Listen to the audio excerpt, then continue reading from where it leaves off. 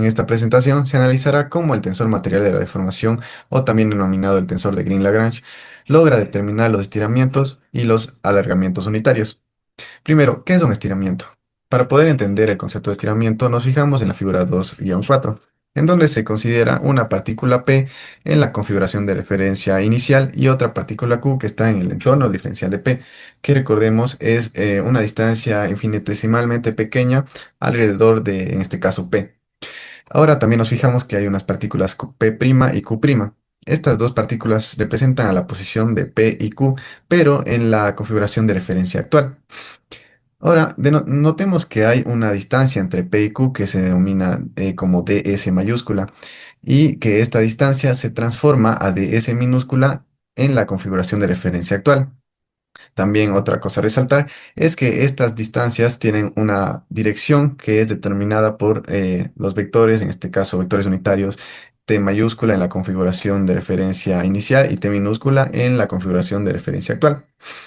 Con esto podemos entender esta definición que dice que el estiramiento en el punto material P o en el punto espacial P', en la dirección material T o en la dirección espacial T minúscula, es la longitud del segmento diferencial deformado P'Q' por unidad de longitud del segmento diferencial original P y Q.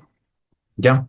Resumiendo esta definición, podemos analizar esta fórmula de acá, que dice que un estiramiento denotado por lambda es la distancia entre P' y Q' dividido para la distancia de P y Q mayúscula, ¿no?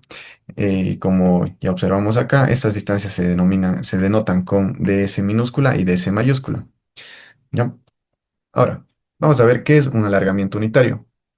El alargamiento unitario es el incremento de longitud del segmento diferencial deformado PQ por unidad de longitud del segmento diferencial P mayúscula Q mayúscula.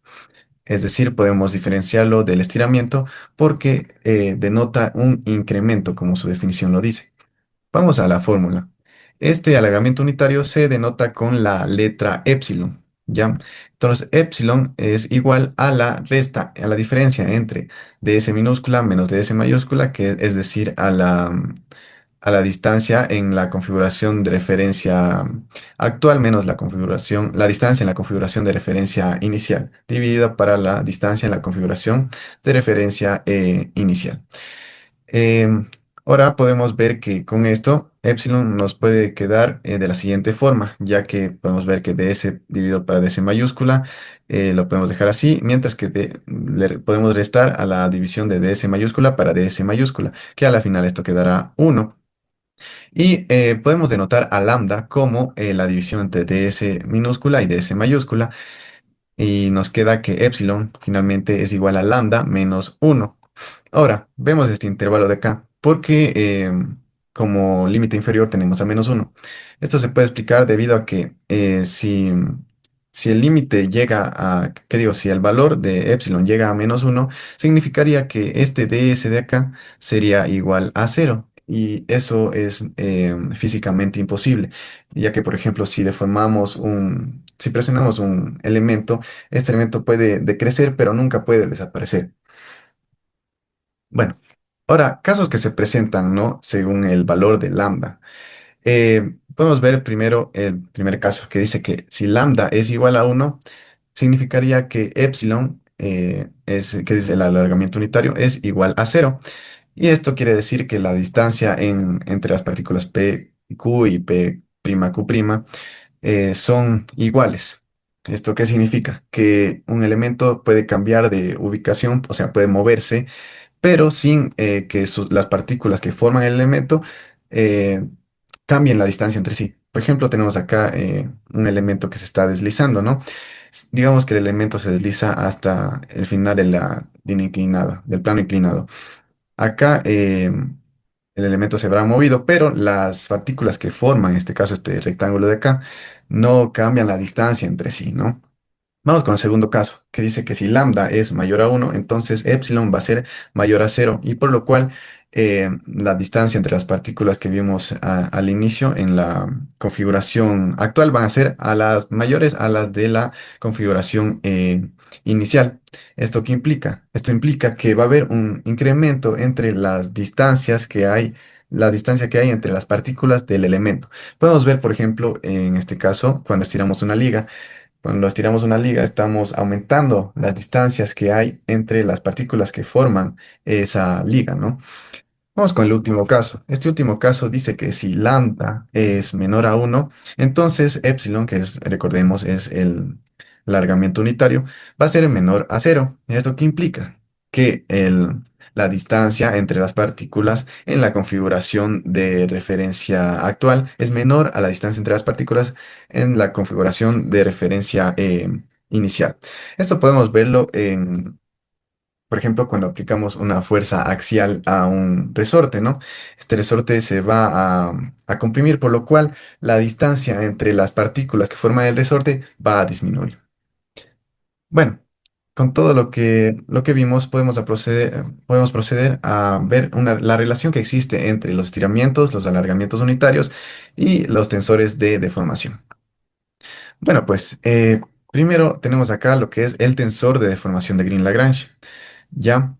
Entonces, recordemos que este tensor lo que hace es cuantificar las deformaciones de un material en un sistema de coordenadas eh, inicial, ¿no? Bueno, ahora vamos con esta denotación de acá, ¿ya? Eh, Vamos a reemplazar este dx por t ds, ¿ya? En esta ecuación del tensor de deformación de Green-Lagrange, quedándonos esta ecuación de acá que nos queda en función de ds mayúscula y recordemos el vector unitario que da dirección a ds en la configuración de referencia inicial y también que está en función del el tensor de Green-Lagrange, ¿no? Luego, podemos dividir esta ecuación para ds cuadrado, quedándonos a la final esta de acá.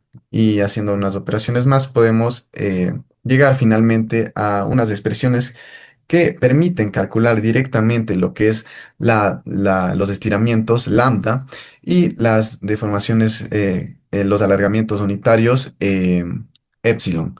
Y esto en función de, como dije, en el estiramiento, en función del vector unitario t y el tensor material de la deformación de Green-Lagrange, mientras que epsilon va a estar en función de lambda, eh, o también puede estar en función del vector unitario t mayúscula, que recordemos es el vector que se encuentra en la configuración de referencia inicial. Y también, como ya dijimos, el tensor material de la deformación de Green-Lagrange. Una vez definido el estiramiento y el alargamiento, podemos llegar al siguiente capítulo, que es la variación de ángulos. Entonces, nosotros tenemos en la configuración de referencia los puntos P, Q, R con tensores unitarios T1, T2 y un ángulo T a mayúscula. También con diferencias de S mayúscula en dirección 1 y 2. Y podemos pasarlas el a la configuración actual con los puntos P', Q' y R', con teta minúscula y los tensores unitarios T minúscula 1 y T minúscula 2, con los DS y con los respectivos DS minúsculas. Obviamente está en el T sub 0 y en el tiempo T. Muy bien, para poder hacer la deducción de la variación de ángulos tenemos que tener en claro las fórmulas ya deducidas en capítulos anteriores, los cuales, conociendo que el entorno diferencial de X minúscula puede ser representado por el tensor gradiente de deformación por el entorno de X mayúscula. Asimismo, el entorno diferencial de X mayúscula puede ser representado como ds mayúscula por uno de los vectores unitarios. Y asimismo, el ds mayúscula puede ser representado como el inverso del estiramiento por ds minúscula. Conociendo ya todos estos, podemos ya deducir la fórmula. Una aclaración. Muy bien. Como aclaración, estas son fórmulas o deducciones que se han hecho aparte para la descripción material. También la podemos encontrar para la descripción espacial, pero para esta explicación solo necesitaremos de estas tres. Entonces se puede calcular el producto punto del entorno diferencial de x1 y de x2. Como ya está dicho, hacemos el producto punto de x1 con dx2 y nos va a dar que por las fórmulas que para recordar se tiene que el producto punto está definido por esta fórmula de que es la norma de 1 por la norma de otro. Se dice que el producto punto está definido por la norma de los dos vectores, por el coseno del ángulo. Lo mismo se está pasando allí, se está ya despejando, conociendo de que ds es la norma de dx. Ahora podemos hacer la transpuesta, que como es un vector no tendrían mayor dificultad. Ahora empezamos a hacer las deducciones con nuestras ecuaciones. Reemplazamos dx minúscula por las dx mayúsculas y luego hacemos la transpuesta. Pasamos a multiplicar, como esa es la transpuesta, podemos pasar a multiplicar y nos queda dx mayúscula f transpuesta f por dx mayúscula 2. Nosotros sabemos de que f transpuesta por f va a dar igual a 2 veces el tensor de Green-Lagrange más el tensor de identidad. Entonces, ahora vamos a reemplazar dx mayúscula con nuestra aclaración por el entorno de S. ds por el vector unitario por 2 veces el tensor de Lagrange más el tensor de identidad por el tensor unitario 2 en dirección de ds2. Ahora nosotros vamos a reemplazar ds mayúscula por ds minúscula con nuestra tercera deducción. Vamos a dejarle en función de los estiramientos y ds minúscula. Nos queda de tal forma así. Ahora nosotros sabemos de que el estiramiento y ds son escalares, entonces nos podemos pasar al principio de la ecuación y dejar eso en último. Al final sabemos de que esto es una igualdad, entonces esto y esto son iguales, podemos cancelarlos. Y al final nos va a quedar la fórmula para la variación de ángulos, lo cual va a ser el coseno de θ va a ser igual a esta expresión sobre los dos estiramientos que ya están expresados. Entonces nosotros sabemos de que el tensor de Green-Lagrange, así como el de Almanzi para la descripción espacial, tienen información de la variación de ángulos y esto nos va a servir para definir el tensor de deformación material. Muchas gracias. Interpretación física de los tensores de deformación. El tensor de deformación es una expresión matemática que representa en forma de matriz el estado de deformación que se encuentra sometido a un punto de un cuerpo. El tensor material de deformación. Para poder explicar el tensor material de deformación, establecemos un ejemplo en el que tenemos un segmento PQ paralelo al eje X1 con una longitud conocida en un tiempo t sub 0 y un T1, el cual es nuestro vector unitario que contiene información de esta deformación, la cual en este caso sería un alargamiento. Considerando un tensor material de deformación, el cual se expresa de esta manera, podemos obtener el estiramiento o alargamiento aplicando sus fórmulas. Para resolver este problema, establecemos un vector unitario transpuesto por nuestro tensor y por un vector unitario. De esta manera obtendremos nuestro E11, que a su vez sería nuestro EXX. De la misma manera se pueden obtener los demás estiramientos y alargamientos unitarios. Aquí tenemos una observación importante, ya que los elementos de la diagonal principal del tensor material de deformación contienen información acerca del alargamiento, lo cual hace posible que se ocupen estas fórmulas. Variaciones de los ángulos. Para esto establecemos un segmento PQ paralelo a X1 y un segmento PR paralelo al eje X2. En un tiempo inicial t sub 0, tenemos el ángulo entre estos dos segmentos es de pi medios, o 90 grados. Pero en un tiempo t, estos ángulos ya comienzan a variar. Para poder calcular esta variación, ocupamos la fórmula de variación de los ángulos. la cual reemplazando los datos y despejando para teta, obtenemos nuestro ángulo que buscamos, nuestro ángulo entre estos dos segmentos, que a su vez, restándolo de nuestro ángulo inicial, que recordemos que es teta, es pi medios, obtenemos nuestra variación de ángulos entre estos dos segmentos. De la misma manera, podemos encontrar la variación de los ángulos de los demás pares de segmentos. Aquí tenemos una observación importante, ya que los elementos que se encuentran debajo de la diagonal principal del tensor material de deformación contienen la información de esta variación de ángulos, lo que hace posible la implementación de estas fórmulas. Para finalizar, tenemos la interpretación física del tensor material de deformación. Podemos ver que en un tiempo inicial t sub 0 no existe ningún alargamiento ni estiramiento. De la misma manera, los ángulos se encuentran a 90 grados. Pero pasado un tiempo t, podemos observar que ya existen estas deformaciones. Tenemos estiramientos y alargamientos, y a su vez variaciones de los ángulos. Y esto se puede representar gráficamente de forma de un paralelepípedo. El tensor espacial de deformación muestra desde un punto de vista de configuración actual cómo cambian las distancias y los ángulos de los puntos materiales. Este tensor espacial de deformación tiene en su diagonal principal las deformaciones longitudinales y debajo de su diagonal principal las deformaciones angulares o transversales.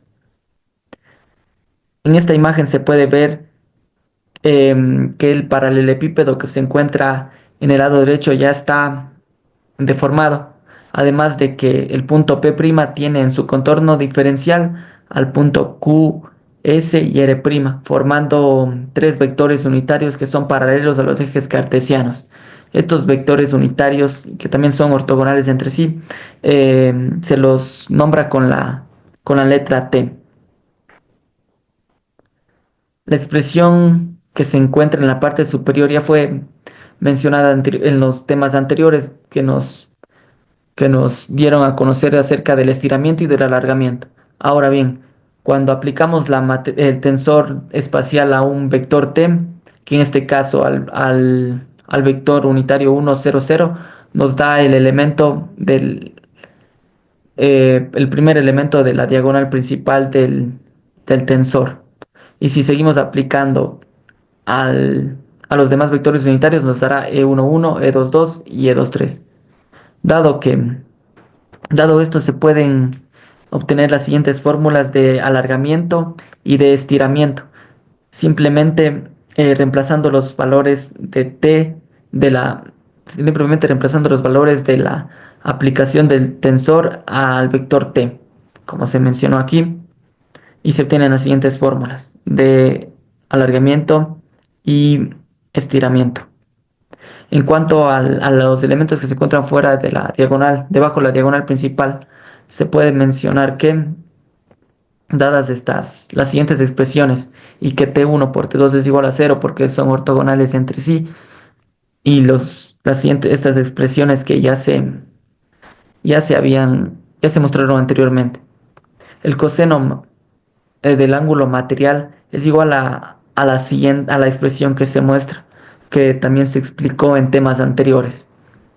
Por lo tanto, al aplicar esta relación al vector T1 y T2, nos da que el coseno material del ángulo material es igual a 2 por el elemento E11 sobre la raíz de 1 menos 2 por el elemento E11 por la raíz de 1 menos el elemento 22 del tensor espacial. Ahora simplemente hallamos la variación del ángulo, que sería pi medios, que hace referencia ya que los vectores eran ortogonales, menos el ángulo material. El ángulo material se le saca con el coseno inverso de esta expresión. Por lo tanto, nos dan las siguientes fórmulas para obtener la variación espacial del ángulo.